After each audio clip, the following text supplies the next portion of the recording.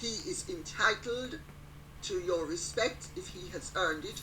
He's entitled to my disrespect having earned it, and he's got it. Jacqueline C. says, are you not aware that Neil Sean made some uncalled for snarky remarks about Lady C on one of his recent videos?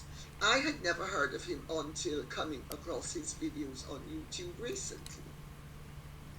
And why would I have heard of him? I'm sorry, I don't mix in that world. My connection with royalty has nothing to do with their public life. Sorry.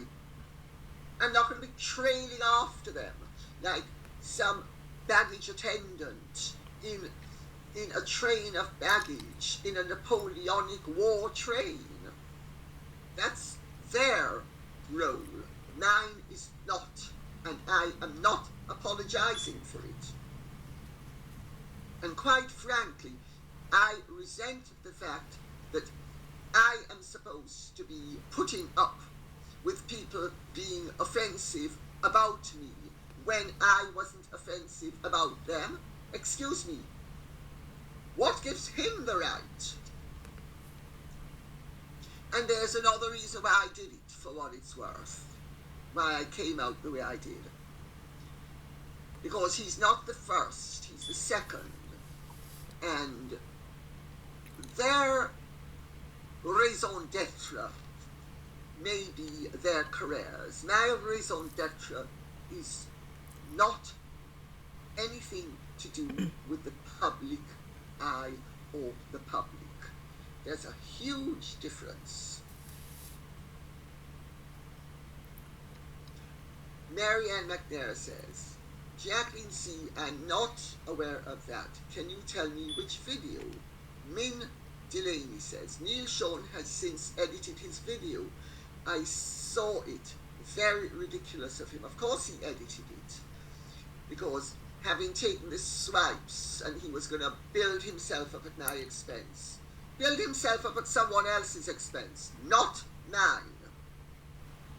I learned a long time ago the way to make sure that you are the ideal victim is to roll over and allow people to ravish you.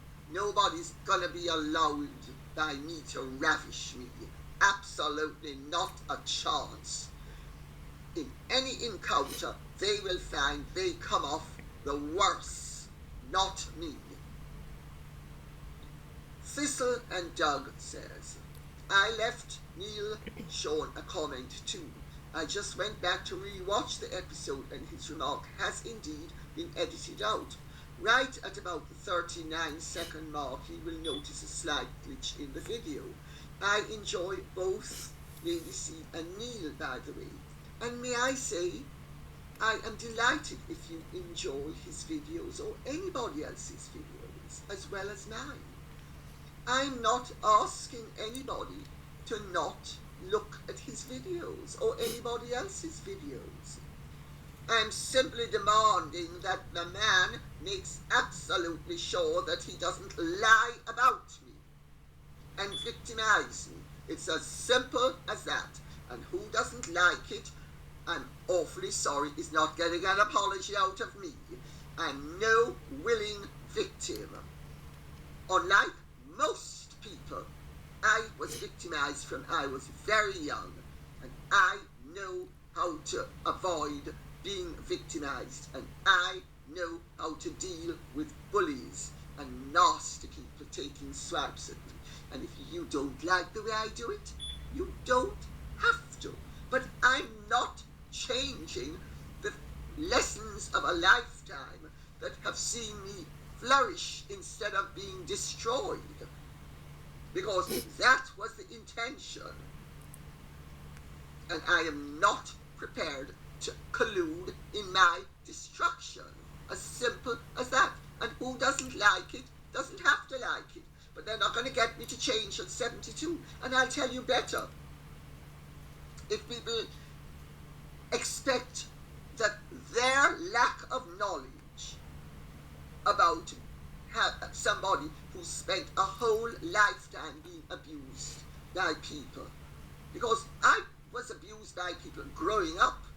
Do you think, how do you think it was to grow up the way I grew up? I mean, give me a break. Use your imagination, all of you who are busy hopping on the Neil Sean bandwagon, defending him for being a snide little bully.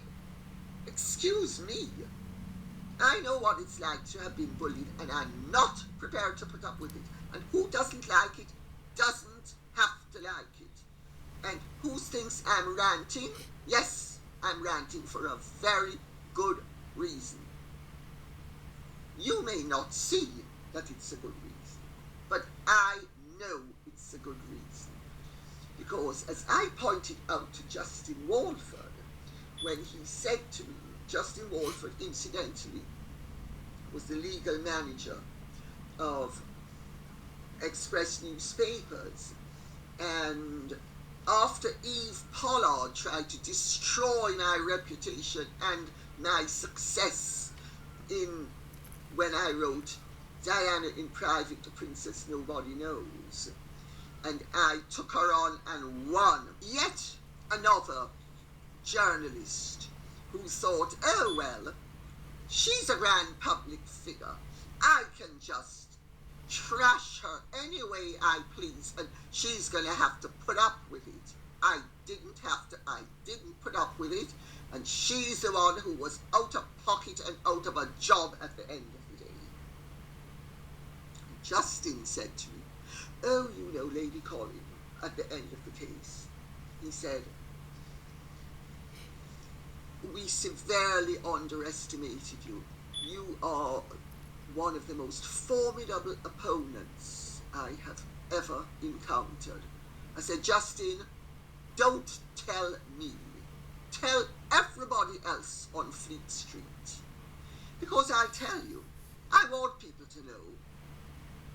Because they think, oh, she's attractive, she's slight, she's a woman, she's privileged, she's the ideal victim. Well, I'm not the ideal victim, and I make it my business to let people know I'm not the ideal victim. And if it's unpleasant to observe, don't look, because I'll tell you, it's a hell of a lot more unpleasant to live through. And I don't intend to live through it for 1 second longer than I have to from any one of these snarky journalists.